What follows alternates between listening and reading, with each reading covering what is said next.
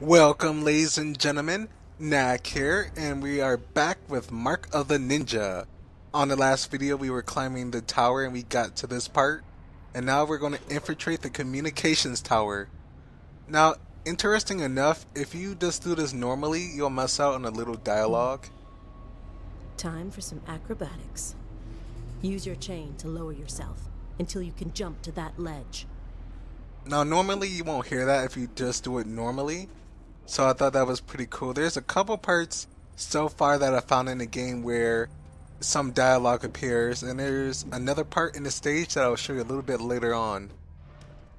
Now, if you're quick enough, you could come down and take this guard out right there, and you can pass through this one right here, which I am not going to do because I want the points for the upgrades.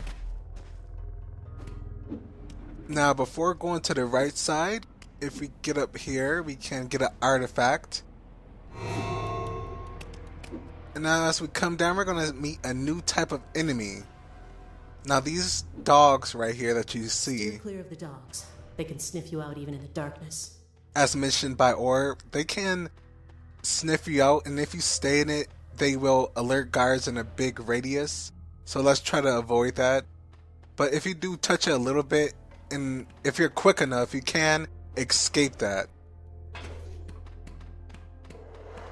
Now let's just pass by that guy. He's not worth killing and getting detected. And that was a little bit close. Good thing the detection didn't go off. They give you a little bit of time before it actually goes off and gives negative points. But you can see our first objective. We have an optional objective to throw these guards in these dumpsters right here. Now there's 5 in total, and here's the second one right here. I'm gonna easily take him out nice and clean and bring him over here and drag him in. Now you see enemies are starting to have different types of patterns. This dog is asleep. Now if you walk by it, it will wake up, but what I found out is if you jump over it, it won't detect you, which is pretty cool. I'm gonna skip those guards. I'll come back to them, but right now I have more important things like this guy. Get down there. And before we go up to that point, let's go over here for a couple reasons. One, to throw this guy in a dumpster. How wrong that sounds, but it's for an objective, so if I can get him. There we go, 3 out of 5, only 2 more. And if we come down here, we're going to collect an artifact.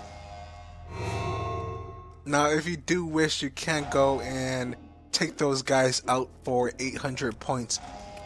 But I'm just going to skip them because I don't really want to risk getting detected. They're locking the doors. Try to pick the lock. Now you can just hold the B button to pick the lock. It isn't anything, you know, challenging to do. I think I heard something. And again, I was a little bit close. Luckily, I was out of that flashlight range. That wasn't broken a second ago. I like how the guards are kind of oblivious sometimes. Ah, waste of time. That's totally not suspicious. Sally, I guess that's his downfall. Now, you'll get your first scroll if you come through this door here. You want to be careful. But I already got the scroll, as you can see. Now, the reason I got this scroll is to show you you can listen to it in the story type of format if you go to pause. And here are all different types that you can hear. These poems tell the story of the mission that made Hisomu a legend. On a starless night, an unkindness of ravens lands along the wall. Now, I'm going to play the whole story when we collect all the scrolls, but I just wanted to show you that if you do collect them, you can listen to them again. Now, that'd be really quick right there because you will get detected, and that laser will probably kill you in one hit.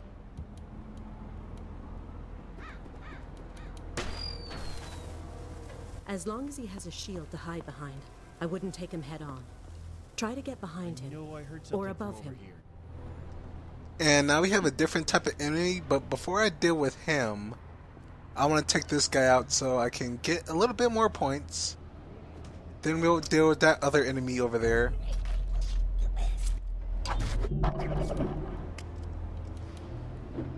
Now, when we're coming to this guy, of course, the only way is to get behind him, as mentioned.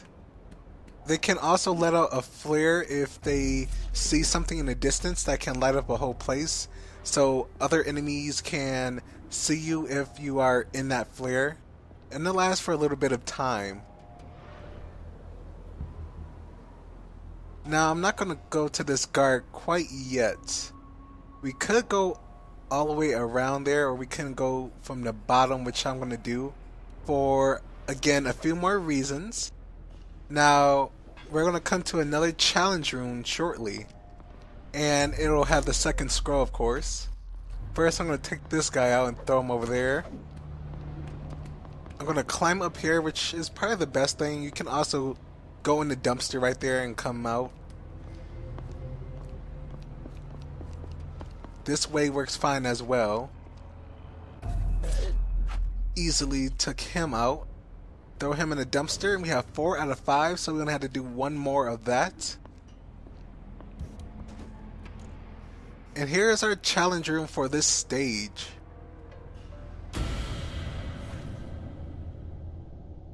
Now, as we mysteriously enter this challenge room, we're going to be greeted with some lasers here.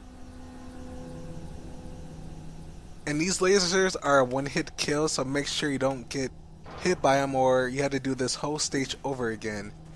And we also have 3 switches here. Now, 3 switches opens up that door down there. Each switch does something different. That switch right there opens up the first 2. The bottom one opens up, I believe, the first and third, and this one opens up the middle. Now, after we deactivate those lasers right there, it's much easier to deal with this puzzle here. Now, all 3 are down. We're going to activate the bottom right, so those first and third ones will get up. And now we're going to activate this one. Oh, wait, no, it's not that one. We need to activate the second one up here. And now we need to go all the way back to the first one and activate that. And there we go. That's pretty easy. The first time is a little bit higher because you had to figure out which each lever does. But not too bad, guys. Not too bad. Drunken, laughing guards spill outside with joy to meet the eyeless faces. Now, I wonder is the eyeless faces referring to ninjas? So it's talking about the guards and the mysterious faces that they see in the dark. Now let's take this guy out who's smoking right here. Sadly, he only had 1 day until retirement. Now we have these flags right here. Now these are in each stage, and they give you upgrades that we can get. Now that's a hangman, so if you're above, you can come down on someone. We have noise makers. As you can see, there's quite a few we can get, but most are locked. I personally feel that the Emperor's Abyss might be the best for this stage. Rising Snake is alright, but you're most likely going to get caught, and I'm not going to try to get caught. So I got the Abyss where we can drag down enemies from under grates. And there's another one later on that's also good, but for now, I'm not really sure if this is that good in this stage, so we're just gonna go with that for now. Now let's get ourselves up here and watch what happens next. If we can get up here. There we go.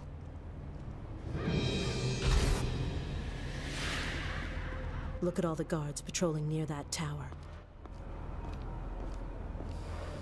And see those antennas on the roof? It must be a communication tower. There could be something inside to help us find Karajan. That is quite a few guards, about 7 guards I've seen. If you come down there, you can get another artifact. But for now, I'm going to take the bottom route because I like it better because I can take out these 2 guards immediately and then go all the way up there being undetected. So after I take these 2 guards out carefully, I'm going to go all the way up there and try to skip through most of these enemies. And another way you can get through there is this way, and you can collect an artifact on the way up there. That's another reason to take the bottom route. Now you can kill that guy, but I'm just going to leave him here for now. I don't have to kill every single person in my way. Now this guard is asleep, so I'm just going to use a noisemaker to make him turn around. Alternatively, you can break that light, go down and make them turn around, then come up. But that's a little bit harder and not really necessary if you have noisemakers, unless you're trying to go through a no item run, which I'm not sure if it's possible. I'm pretty sure it's probably possible. Now we're going to carefully come down and break that. Activate the switch. We're picking up a bogey on the perimeter. Get the count ready to evacuate just in case. Oh, and we left his tracking device in building 6. You know, the little gizmo that'll find him in case he gets nabbed? Send a man to get it. That's it. If we get our hands on a tracking device, it'll lead us straight to Karajan. So let's see if we can actually get that tracking device. That'll be really useful. So far, it seems like Karajan is the leader of all of this so far. At least the only leader that we know of. I'm pretty sure there's going to be someone else behind it. There's always someone else behind it. Oh, and we come to our awesome... One of our scouts left behind some equipment. Awesome upgrade, the smoke bomb. Now, the smoke bomb, as you can see right there, blocks laser tripwires and line of sight from enemies, so you can poof, take out enemies without being The detected. smoke bomb gives you cover from enemies. It can also disrupt their laser beams, letting you sneak right through their traps. Again, like I was saying, Aura, thank you very much. Who's the person commentating right here? Although I'm going to end it right here, guys, since this stage is very long and I don't want it to go over 20 minutes. So on the next video, we will go on to see if we can find a tracking device. We will also show off the smoke bombs for next time as well. But until next time, take care and stay classy.